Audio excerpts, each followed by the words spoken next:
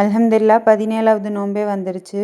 Islamic ஹிஸ்ட்ரியிலே இன்றைக்கி ஒரு ஸ்பெஷலான டே. பத்ர் போர் நடந்த நாள். இஸ்லாத்துக்காக நடத்தப்பட்ட போரில் இதுதான் ஃபஸ்ட்டு. 1000 காஃபிர்களுக்கும் 313 முஸ்லீம்களுக்கும் நடத்தப்பட்ட வாரில் முஸ்லீம்ஸ் தான் ஜெயித்தாங்க. என்னதான் அதிக அளவில் ஆயுதங்களும் ஒட்டகமும் குதிரையும் இருந்தாலும் எதிராளிகளால் ஜெயிக்க முடியல. முஸ்லீம்கள் கிட்ட கம்மியான போர் வீரர்களும் கம்மியான ஆயுதம் இருந்தாலும் அவங்க ஜெயிக்கப்பட்டாங்க. ரொம்ப கம்மியான அளவில் ஆயுதங்களும் போர் வீரர்களும் இருந்தாலும் அதிக அளவு நம்பிக்கையும் அதிக அளவு பொறுமையோடு இருந்தாங்க. அதனால் வெற்றி பெறவும் செஞ்சாங்க. இதுலேருந்து நமக்கு ஒரு படிப்பினை இருக்குது. நமக்கு என்னதான் அதிக அளவில் கஷ்டங்கள் இருந்தாலுமே அல்லாஹ் மேலே அதிக நம்பிக்கையும் பொறுமையோடையும் நம்ம துவா செஞ்சால் அல்லாஹ் கண்டிப்பாக நமக்கு கபூலாக்கி தருவான்.